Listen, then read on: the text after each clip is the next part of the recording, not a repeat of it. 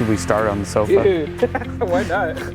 Hello folks, I know what you're thinking. I'm on a sofa, I'm sitting in the parking lot. It must be a yard sale, right? No, customer wanted to make an open concept, and this is everything we had to get rid of to make that happen.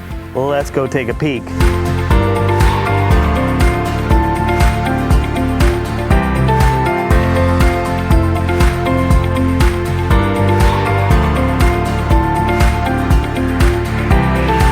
Over here, you have all of your tanks. You have your fresh water, your black water, and your gray water. All of the plumbing that would connect all that. All of your fresh water supply over here. You have your air conditioning vents. Some more heater ducts that we're putting heat into the basement. Air conditioning vents, pedestal for the toilet, all of your walls, cabinetry, your shower, your countertops. Normally on the fresh water, you want to fill from the top, and then the supply, as far as where it's feeding into the plumbing, is going to come from the bottom. Over here you have the sensors that are going to show what level your tank is, depending on how far that water is up, completing that circuit. You can tell that this is the black water tank because the black water tank has a larger hole because turds and stuff don't always want to go down pipes like this. Every time you have a tank and you have something coming in, you have to install a vent that goes into a location like this and go straight out to let that go in, push the air out, and over there on the bottom, there's a slope. That's how everything comes out. Over here we have the gray tank. You have the drain and the vent hole. Depending on your floor plan, you need to be able to get that water in there with the slope. And because this one was handicap accessible, the drain from the bottom of that shower had to be pumped using that pump over into the tank. Can't get gravity to make that water go uphill, so you have to have a pump. Over here you have all the gas lines. There's all your hot is red, blue is cold, flexible lines over here, bypasses to bypass the water heater, your low point drains over there. Another thing a lot of people don't realize is when you're building an RV and you have a structure like this, anytime you have to add something, whether it's a cabinet sitting from the side or a television being hung, there's nothing in there but styrofoam and panel. So what manufacturers do is they take blocks of wood or steel, or in this case it looks like some pretty solid plywood, staple it together so that way when you shoot those screws in, it doesn't just go into foam, it has something strong to hold it up. Now that this mess is on the ground, let's go see what kind of space we created. Here we are on the back of the Winnebago. Let's open up and show you the difference. All right, let's talk about the Winnebago sandwich that we see right here and what's making up this floor. You have the bottom part, which is the underlayment, insulated, complemented by a solid plywood top layer when a lot of manufacturers just use cheap OSB. All right, behind this door, this used to be all of the waste area where you would pull the dump valves and drain everything out. Now that we have all the tanks and plumbing removed, you have a clear pass-through storage that we're gonna finish off, making sure that we don't waste this extra space that we have available. Right here, we have the other side of that pass-through storage. We have the side door open. We've removed the lift. It's over here on the floor. Disconnected all the wiring. That way when we come inside and we rebuild everything in here, we can put one continuous piece from front to back, and it goes all the way underneath all the components. Over here we have the opening from what used to be the water heater. We're gonna come back and we're gonna cut this to try to give this customer as big of a TV as we can make fit. Now, let's go take a look inside.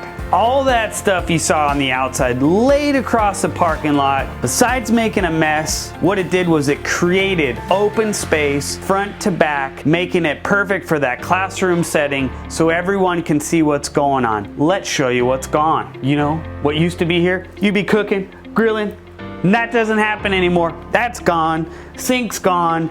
You had the wall, you had the microwave. This is where we left off last time on the last video. Right here was the bathroom, the sink, the toilet. Man, our guys did some great craftsmanship, patching those holes so perfectly. Here was the end wall dividing the bathroom. Over here was the wheelchair lift that's been removed so we can get that flooring all the way under and all the way to the edge. Back here was that bed. That bed came out and it exposed some new stuff. When we were having this vision, we didn't realize that the floor stopped. So now what we're gonna have to do is we're gonna have to build a floor so we can continue this and people don't fall off. and end up in the storage compartment, because you want to know what? That's not good for class. This is a 110 wire that's powering up the outlet over there on the wall. Used to be tucked along the bottom of that bed, so we're gonna have to reuse that for our TV back here. Over here is gonna be the long booth. This is what used to be that shower. And what made this shower so unique is there was a pump that they had installed because it wasn't directly over the gray tank, and the water that was coming out of the shower was being pumped into the gray tank. And that has a lot to do with the fact that this was a handicap accessible vehicle. So normally that plumbing should go straight down and run across standard plumbing, getting it into that tank. We patched the hole in the floor, that way you can't see the tire when you're driving down the road, now that the plumbing's gone from the shower. We've removed 4 sections of roof panel. We've come back and we've done the first clean, trying to remove all of the foam from the roof. So that way when we reinstall the foam and the vinyl, as you see right here, there's no dents or anything protruding through on the surface. We have to go back a little bit more and do one more final clean. Over here we have 15 wires that used to come out over here, connected by this plug. We made a junction right here. We're gonna tuck it up inside, just off to the side of the air conditioner, giving you access to that for future. We've ran 3 new coax wires that we're gonna connect to these 3. We've ran a 110 wire, it's all come over here. All of those wires have been fished from here to here and pulled out of the ceiling. We've reinstalled a new plug end on this side, plugging back into the factory harness, making sure it's still complete. We're gonna have to build a hider panel over here to cover all this and make it look like it was designed to be that way. Over here is where the refrigerator was. When we removed it, Winnebago did an awesome job putting the flaps in, so when you slid that refrigerator in, you didn't have any voids on the side of the refrigerator, creating pockets for that heat to be trapped and making that unit not cool properly. They even have a piece in the back that's supposed to eliminate all the space and all of the void that you have behind the cooling unit of that gas absorption refrigerator, making sure all the air is venting properly. And now that you're wondering, why did we remove the fridge and not give these students refreshments? They want more storage. We're gonna build this into a nice storage space, giving them more room for everything they need. Over here is where the sofa was. We have that out. We're exploring some options right now to best utilize this space. Probably another booth that ties into all of the other booths and makes everything look like it's uniform, and it was designed to be that way. Over here we've removed all the chairs. That way when we do flooring front to back, everything again is underneath all of the appliances and the seats and everything that's supposed to be that way. Over behind me, we're still not sure if we're going to make all of the central connections for all the video and audio over here, or we're gonna locate it in the back by the rear TV. We're gonna figure out what's the best utilization of space and what's gonna be the natural fit based on the wiring and how everything's gonna come together. So the general concept of this build, a long booth along the passenger side from here to just in front of the lift. Reinstall that lift, build out the back, putting a television in the center, trying to figure out the best utilization of that rear wall on both sides. On the driver's side, making a booth as far back as we can, filling up this void that we have here, completing this into more storage, complemented by another booth with more storage up here, making that classroom setting open and accessible with all the room for everything you need. Well, there you have it. That's all the details that went into making it different than the last time you saw, highlighting all those details that a lot of people don't see that Winnebago put into building a great structure for this mobile classroom to be built on to make sure this build lasts for years to come.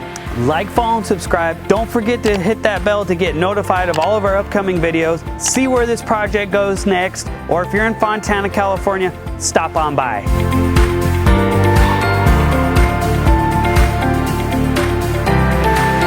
I'm standing in the shower outside in the parking lot and it's upside down. It's like Mona Lisa. Can you see where that last turd went? Right over here.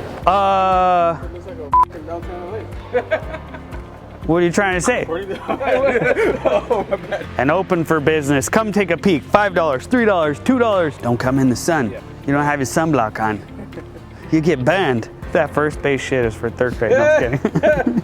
Like, follow, and subscribe. You already said that? Cool. So, like, follow, and subscribe. Like, follow, and subscribe. I already said that. Thanks for watching. I like going all the way. Good thing we got 2 hours. How many outtakes does it take to make it right? The world may never know. Dude, this is ridiculous. Let's go take a pic and flick and see what's inside. What? Like, what's happening? Wait a minute.